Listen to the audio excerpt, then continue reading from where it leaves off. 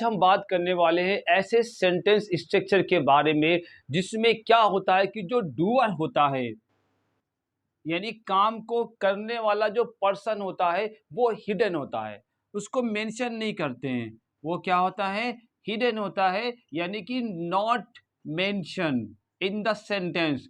जो सेंटेंस के अंदर, जो वाक्य के अंदर क्या होता है, मेंशन नहीं होता, उसको नहीं लिखते हैं। और जो एक्शन होता है, जो काम हो रहा होता है, उसको शो करते हैं। और उस काम, वो काम किस चीज के ऊपर होता है उसको शो करते हैं। जैसे कि अगर हम बात करें, यहाँ पे अंग्रेजी पूरी दुनिया में बोली जाती है, तो यहाँ पे इंग्लिश कौन बोलता है? पीपल बोलते हैं, लोग बोलते हैं। वो क्या हो गए? डूअर हो गए। लेकिन वो डूअर यहाँ पे मेंशन नहीं है। तो इस तरह के सेंटेंसेस भी इंग्लिश में बोले जाते हैं, और वो बहुत बोले जाते हैं। जैसे अंग्रेजी पूरी दुनिया में बोली जाती है, हिंदी इंडिया में बोली जाती है, हिंदी इंडिया में बोली जाती है, इंग्लिश पढ़ाई जाती है, कार ठीक की जाती है, मोबाइल यहाँ ठीक होता है। तो इस तरह के जो सेंटेंस स्ट्रक्चर होते हैं वो हम अपनी डेली लाइफ में बहुत यूज करते हैं। तो हाउ टू मेक इट, हम इस सेंटेंसेस स्ट्रक्चर को कैसे बनाते हैं? तो इन सारी सेंटेंस के स्ट्रक्चर में हिंदी के अंदर क्या होता है? आखिरी में आता है जाती है। यानी ये जो जाती है का मतलब जाना नहीं होता, गो नहीं आता, इसकी जगह पे हम गो नहीं यूज करते। देखिए कैसे बनाते हैं इस सेंटेंस स्ट्रक्चर को। और इस सेंटेंस में जो सब्जेक्ट है वो कौन है? अंग्रेजी। तो अगर हम अंग्रेजी सब्जेक्ट है तो उसको पहले लिखते हैं इंग्लिश। और इस तरह के सभी स्ट्रक्चर में हमेशा जो वर्ब आती है वो थर्ड फॉर्म आती है। वर्ब कौन सी फॉर्म आती है? वर्ब थर्ड फॉर्म आती है। सो इस तरह से, तो यहाँ पे कौन से काम की बात हो रही है? बोलने वाली बात हो रही है। तो वर्ब हो गई स्पीक। तो स्पीक की थर्ड फॉर्म क्या होती है? स्पोकन। तो यहां पर आएगी स्पोकन। तो English spoken all over the world. अभी ये सेंटेंस अधूरा है, आपको समझाने के लिए मैंने ये सेंटेंस पूरा नहीं लिखा है। तो अगर देखें, अंग्रेजी पूरी दुनिया में बोली जाती है, तो काम कौन सा होता है? बोलने वाला। तो ये हो गया मेन वर्ब, लेकिन उसकी क्या आई है? थर्ड फॉर्म आई है। तो इस तरह के सभी स्ट्रक्चर में हमेशा वर्ब की थर्ड फॉर्म यूज करते हैं।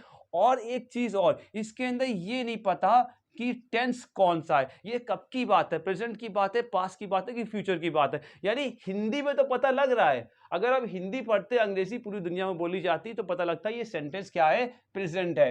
हिंदी में पता लगता है ये सेंटेंस क्या है? प्रेजेंट है। लेकिन इंग्लिश में ऐसी कोई भी हेल्पिंग वर्ब नहीं आई है जिससे पता लगे कि ये सेंटेंस प्रेजेंट है, पास्ट है, कि फ्यूचर है। सो आप याद रखिए कि हेल्पिंग वर्ब को कैसे यूज करते हैं इस तरह के सेंटेंसेस स्ट्रक्चर में। तो हेल्पिंग वर्ब देखिए, हेल्पिंग वर्ब क्या होती है? बी फॉर्म आती है,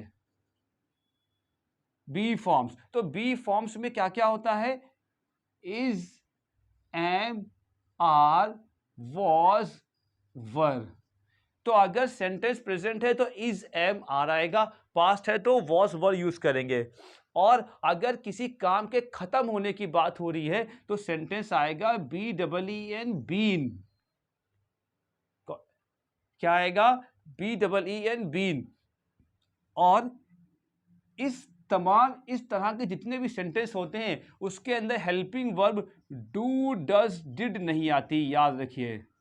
ये हेल्पिंग वर्ब नहीं यूज करते हैं इस तरह के सेंटेंस स्ट्रक्चर में। तो हेल्पिंग वर्ब कौन सी यूज करते हैं? बी फॉर्म यूज करते हैं। और या फिर दूसरी हेल्पिंग वर्ब होती है आपके पास has, have, has, have, had.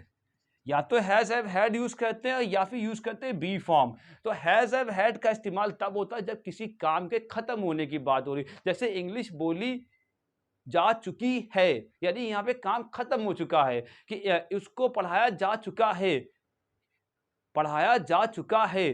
तो यहां पे काम खत्म हो चुका है। तो जहां पे काम खत्म होने की बात हो वहां पे हैज, हैव, हैड आता है, और वरना फिर यहां पे बी फॉर्म आ जाएगी। और ये सेंटेंस है प्रेजेंट टेंस, तो इसलिए यहां पर आ जाएगा इज, एम, आर। तो टेंस बनाने के लिए हमें क्या यूज करना होगा? यहां पे इज, एम, आर यूज करना होगा। तो इंग्लिश एक नाम है, नाम होता है सिंगुलर, तो इस वजह से वर्ब भी सिंगुलर आएगी। तो सेंटेंस बन जाएगा English is spoken all over the world.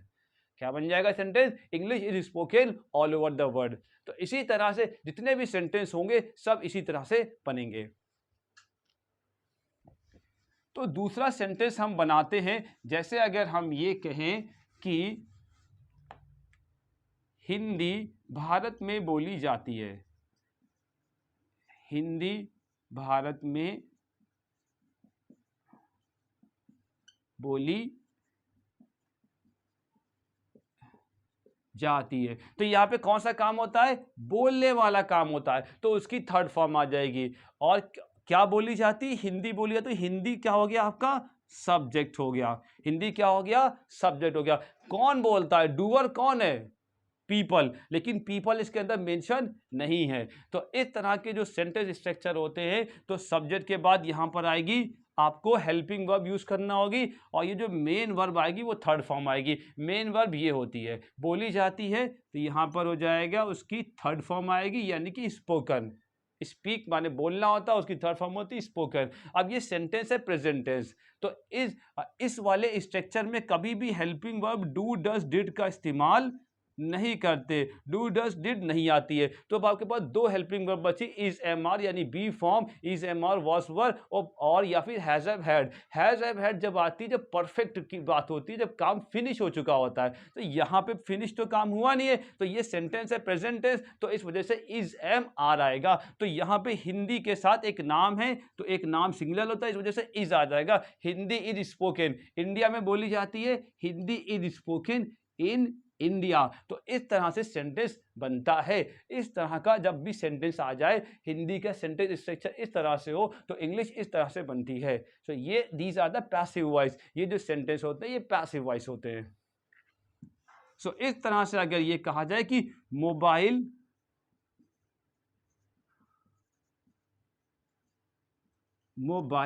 यहां ठीक होता है, रिपेयर कराया जाता है। ठीक, या हम लिख देते हैं बनाया जाता है, या ठीक किया जाता है, या बनाया जाता है। हम ये भी कह सकते हैं ठीक किया जाता है या बनाया जाता है। तो अब क्या हो जाएगा? यहाँ पे सब्जेक्ट कौन है? मोबाइल, तो मोबाइल हो जाएगा। और बनाया जाता है यानी यहाँ पे मेरा कहने का मतलब है रिपेयर, तो यहाँ पे उसकी थर्ड फॉर्म आ जाएगी REPAIRED, रिपेयर। अब सेंटेंस कौन सा है? प्रेजेंट टेंस है ये। और इस तरह के सेंटेंस स्ट्रक्चर में आपको पता है जो हेल्पिंग वर्ब होती है वो बी फॉर्म आती है। हेल्पिंग वर्ब का यूज हम इसलिए करते हैं ताकि हमें टेंस का पता लग जाए, बात प्रेजेंट की है, पास्ट की कि फ्यूचर की है। सो यहाँ पे क्या हो जाएगा? Mobile is repaired here. Mobile यहां बनाया जाता है, मोबाइल इज रिपेयर्ड हेयर।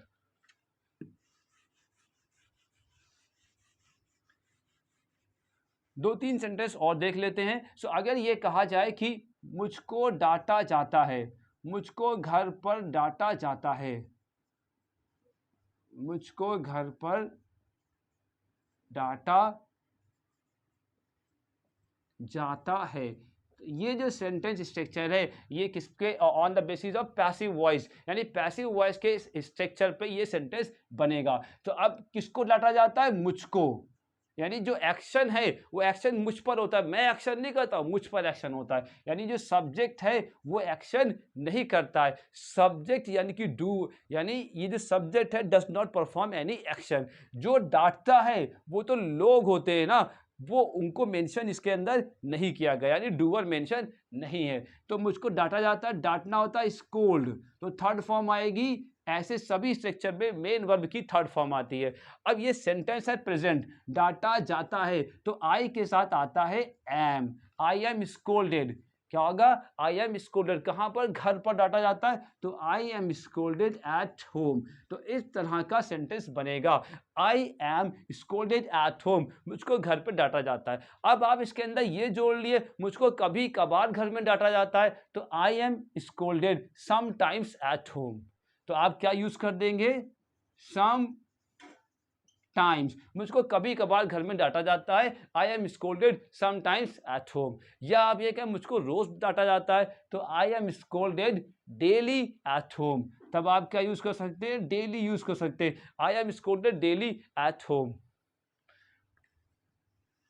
और अगर आप ये कहें मुझको कभी भी नहीं डांटा जाता है, तो never, I am never, never की जगह यहां पर होती है I am never scolded at home, मुझको घर पर कभी भी डांटा नहीं जाता है, I am never scolded at home.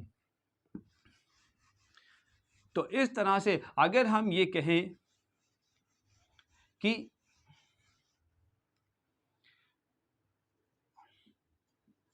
अंग्रेजी पढ़ाई जाती है, अंग्रेजी यहां पर पढ़ाई जाती है,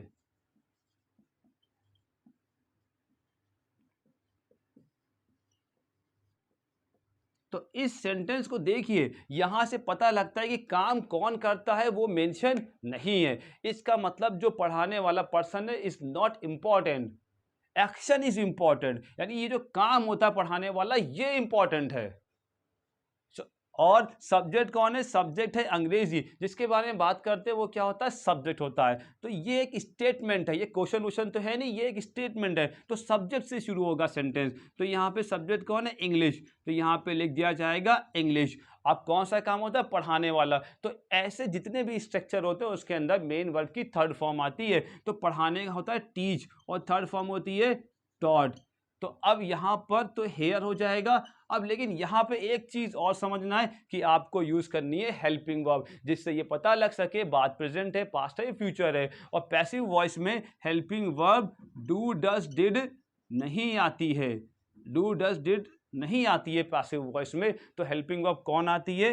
बी फॉर्म आती है, बी फॉर्म्स, और या फिर has, have, had, has, have और हैड आता है। और ये सब तब आते हैं जब कोई काम क्या हो चुका हो? फिनिश हो चुका हो, खत्म हो चुका हो परफेक्ट टेंस में, तब इनके साथ भी वर्ब की थर्ड फॉर्म आती है। अब तो यहाँ पे काम खत्म होने की बात नहीं हो रही है, यहाँ पे तो क्या है? ये प्रेजेंट टेंस है। ये कौन सा टेंस है? प्रेजेंट टेंस है, यानी रिपीटेड एक्शन की बात हो रही है। कौन से एक्शन की बात हो रही है? जो बार बार होता है, ऐसे एक्शन। तो ऐसे एक्शन परफेक्ट टेंस में नहीं जाते हैं, इनको बताए जाते हैं, इनको इंट्रोड्यूस किया जाता है प्रेजेंट सिंपल टेंस से। तो इस वजह से यहां पर आएगी बी फॉर्म। तो इंग्लिश इज टॉट, तो ये प्रेजेंट टेंस है, English is taught here, English यहां पढ़ाई जाती है। तो इस तरह से अगर ये कहा जाए कि टाइम्स ऑफ इंडिया न्यूज़पेपर यहां पढ़ा जाता है, तो यहां पर क्या हो जाएगा? Times of India, Times of India is पढ़ा जाता है, तो थर्ड फॉर्म आ जाएगी read here. Times of India is read here, यहां पे पढ़ा जाता है। सो इस तरह से बनते हैं sentence, this type of sentences. I hope you enjoy my video. Please like, subscribe.